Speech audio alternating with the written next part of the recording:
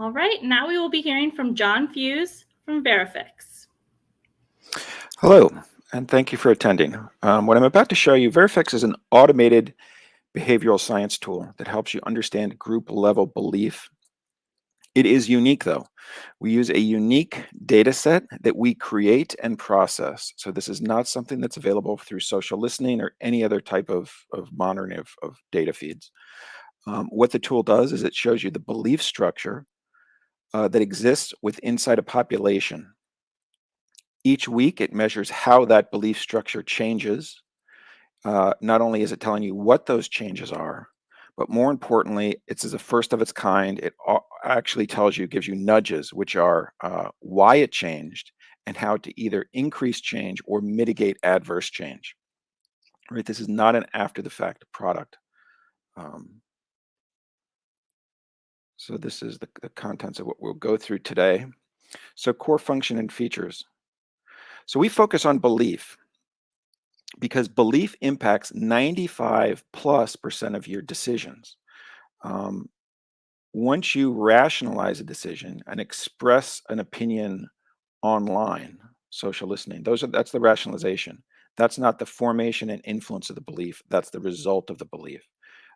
So most tools, in fact, just about everything else you're using, is actually trying to swim back upstream to figure out how the belief formed and change that belief.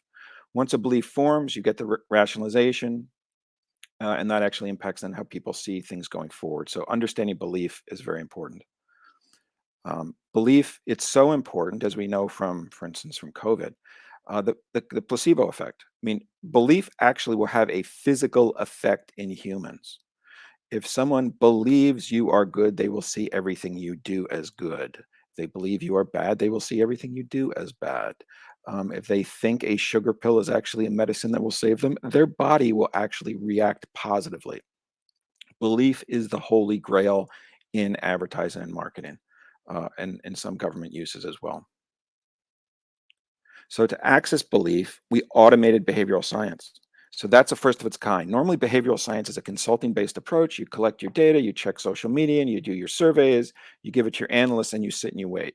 No longer. This all happens automatically overnight. So what our tool is delivering is a belief barometer, 15 different issues that are relevant to your particular problem set. The nudge lists, how to change belief or how adverse parties are changing belief. We can do some basic demographic segmenting using a target audience analysis, and we can actually test and repeat tests for a first of its kind belief issue causation. So when you think about putting messaging out, whether it's internally inside an entity or externally, you can know exactly what that messaging will do to that population set. Right? You don't need to guess anymore. It's all can be tested. So we are using, in terms of how the system's working, we're using group level prediction error to measure that belief change. Essentially, what people are doing is they are placing bets, forward-looking forecasts on certain issues. We are measuring the change in their bets from a week-to-week standpoint, same people, same questions, etc. We're basically using a wisdom of the crowds approach to baseline where the population is on groups, on issues. We're looking at edges of that population to extract our nudges. So the combination of information theory, wisdom of the crowds, and some other techniques to actually make this system work. We have to ingest the data in a very particular format in order to do the processing that we're doing. So belief, think about in normal AI models, they will fail in populations when belief structures change. This is what does that, either breaks someone's AI system or fixes it. So it's made possible with our new data that only we have. Like I said, we need to ingest this data in a very particular format for government use. Government gets access to the underlying raw data as well as process data, so that you can mix it with your other data sets and improve them. We generally use a 100-person longitudinal panel, same people, same day of the week, 4 weeks in a row. Because we only need 100 people, we can actually drop down to 50 if we're not testing.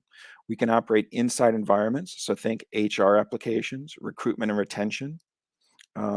Think inside DoD, no longer do a survey. Know every week what's happening with your troops. We can also go externally.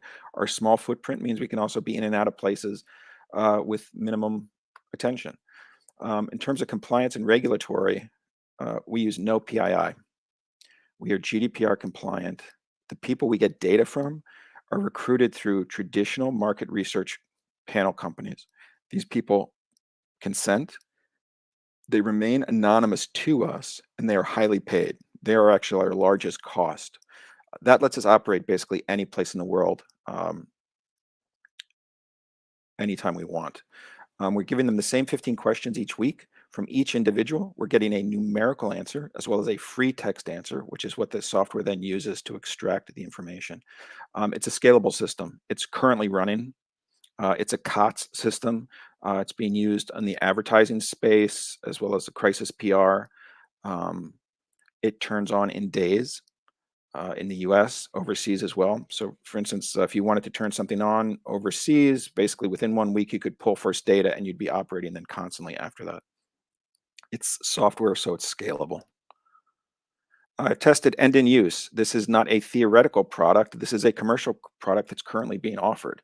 It has been tested and used in the US, France, New Zealand, and Australia. And I should have changed that because it is currently being used in Poland and in Hungary. We pulled our first data out of those two locations last week. If you wanted to know the impact on the belief structure of Russia shutting off Polish gas, will have that answer for you on Monday. We already know why that was done and what impact they were trying to impose upon the population from a cognitive perspective. Air Force is on there. We had a small phase one through the AFWorks program. The system is Joe Falk eligible inside AFWorks for recruitment and retention, although we have several other contract vehicles available if the need should arise. We are recognized by industry. The company was featured in South by Southwest pitch. We were a finalist. We were at the solar conference. Clients wanted to show some of the work we did on understanding the solar environment. This is the tool that is the NATO Innovations Countering Cognitive Warfare Challenge winner. We are the company that won first place in that. We are going under contract with NATO now. This is the tool that went left of bang on the Russian SVR system. By identifying issues first, we can see their pre-attack testing, and we change the game when it comes to influence operations. It's backed by science. Our subsequent methodology was researched and confirmed that prediction error does in fact linearly correlate to belief update. Also confirmed that passive information exposure of nudges would move populations, or is the most effective tool for moving populations, even on the most contentious of issues such as elections. So very important in terms of what we are not. We are not using social media. We are not using any form of social listening. So any of the current technologies up on the Palantir system, whatever, that are scraping social media, we don't use any of their data. There's no overlap in data whatsoever. We are not tracking any individual or using any PII. Tracking individuals is actually counter to our tool's effectiveness. And we're not using past data models, right? Past data models are your AI models that you're trying to hope replicate and hope basically trigger the same actions that they did in the past. That's not us. We're telling you what the current belief structure is, how that's changing, and how to influence that belief structure. So what we are. So we're using weekly population level data. You could run multiple panels into the same country on the same issue to increase the frequency at which we pull data. We find weekly data right now on the commercial side is still way too fast for our clients. Our clients simply can't deal with the process data that fast. From a government standpoint, if you wanted to accelerate it even faster, it's easy enough. We're using existing advertising vendors to source our panels. We keep basically one step removed from our panel members to make sure that they stay anonymous to us. We only enable influencing of groups. We cannot impact an individual. Our tool will not work for that no matter what you do to it. We can only influence group level thinking. So I can tell you that 3 to 5% of the population will move. I cannot tell you who in that population will be the ones who actually move. We're fast, collect data each week. It's processed within an hour. It's up on the dashboard or built into your data viz platform, ready to go. So we're influencing the future based on the changing beliefs. So dual use technology, I'm not going to spend a ton of time on this. Core package really is available for government and commercial use. For commercial use, we give them belief structures and positive nudges. We do not give our commercial clients negative nudges. We will not teach them how to destroy something. We do testing, segmenting. HR products. So, for instance, Air Force Aircrew Crisis Task Force, for instance, for retention, they will get belief. They will not get negative nudges because it's a captive population, basically, of people. We don't want to actually teach you how to make them unhappy. Um, I'm sorry, we don't want to teach them how to make them happy in a way that would otherwise manipulate them. We will tell you why they are unhappy. We won't let you test on them or segment them. Government use. For some of the other kind of government uses, you get access to anything and everything associated with the tech, then including access to commercial data, whether it's portions of it or reports to the extent you don't want to handle data. It's a common infrastructure that works with both systems. Our commercial panel vendor is the group interacting with the individuals, the panel members who are paying them. No PII enters our system, which then either goes to Plum, which is our research and commercial customer interface, or a government system can in fact be built that mirrors our internal software. Commercial applications. It has already been used by Nike, Starcom, James Hardy, Bayer, the Colorectal Cancer Association, and Marymount University, as well as others. We have done things that existing tools cannot do, such as take apart women's empowerment issues, race and advertising, dealt with some crisis PR issues down in New Zealand, even saving a Ryan Reynolds commercial from being a disaster. Let me jump to government applications. So standard uses, really message optimization, identifying incoming propaganda, counterinsurgency prediction, HR, recruitment and retention, enabled options in terms of once we have that data, what we can then do with it and what we have done with it is nefarious Twitter accounts can be identified, as well as we understand the foreign systems asymmetric network building and training. Once we identify their testing and see the accounts that are involved in testing, it allows us to basically take apart their network that gets temporarily exposed. In terms of the various DoD regulations that deal with any type of harvesting of any type of social media, etc., we comply with all of them because we don't actually harvest anything. In terms of enabling new defensive options, what our tool is really focused on is the messages that are buried in the noise and do the harm, right? If something is already trending, the harm has already been done, and you have tools that will work for that. You have your existing social listening, you have your existing network mapping. You certainly can identify those after they've occurred. The problem is you've identified them after they've occurred. We're talking about pre-attack identification of issues that otherwise will not appear in your existing tools. So one example that I can talk about, Canberra University. We ran a study with them earlier last October. They were dealing with COVID, domestic protests, but the Australian Security Intelligence Operation, ASIO, was concerned about a expected terrorist attack within 3 months. So we were tracking 15 different issues across 4 Australian cities: Canberra, Perth, Sydney, and Brisbane. Our system was able to get through the noise. Our system was able to identify belief structures that otherwise weren't obvious. So while, for instance, Sydney was much more positive on the economy, positive on unemployment, positive on just about everything, they ended up being more concerned about terrorist attacks, and that identified something that was buried in the noise that you otherwise would not have expected, that our system was able to extract that other systems cannot. This is the adversary defense. This is actually against the Russian SVR network. This was back in 2018. We identified the attack issue 3 to 4 months ahead of its use. We're then able to identify the network, infiltrate the network, and actually watch the attack happen live, which is what you will see here.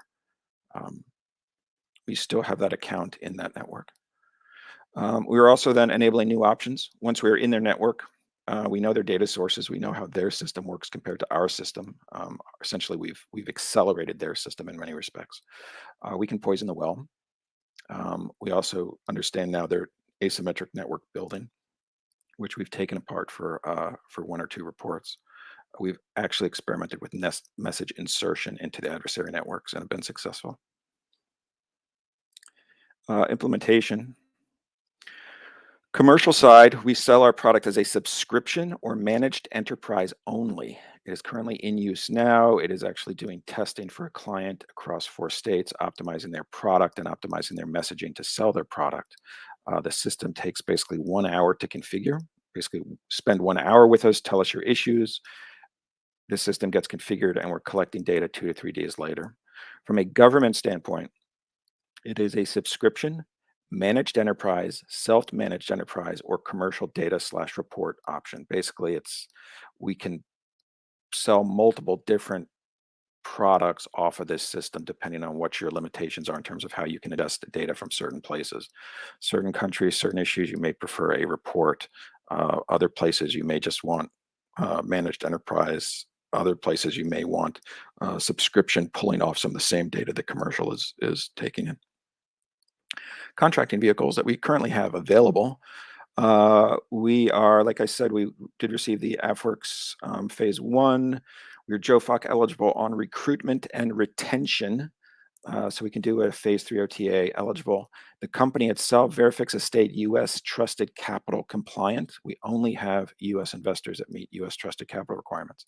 NATO, as well as the Canadian Armed Forces, there are options there as well. We are going on a prime contractor with NATO. That's pending.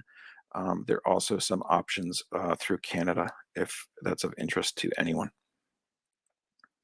Team, so you know who you're dealing with. So myself, I'm actually an attorney from 25 plus years, intellectual property attorney, but have been involved in the disinformation space since 2010 when I was asked to assist with the Libyan regime change when the Gaddafi regime went down. Jennifer Watkins is our CTO. She's a former developer out of Los Alamos, published in the field, and she has actually previously been engaged with SOCOM and on some other projects. Adam Hesh, who is our COO, former Navy veteran officer, has worked at Facebook, former Defense Digital Services, DDS as well. So has the experience. I am perhaps the only non-government person on the team. Incredible group of advisors. Mark Walsh is former head of the SBA within the SBIR program. We have a number of people, including Dan Manning, retired Air Force. And that is it. I guess we are not doing questions, and it is 18:30. Katie is just joined us. Perfect. All right. Yeah.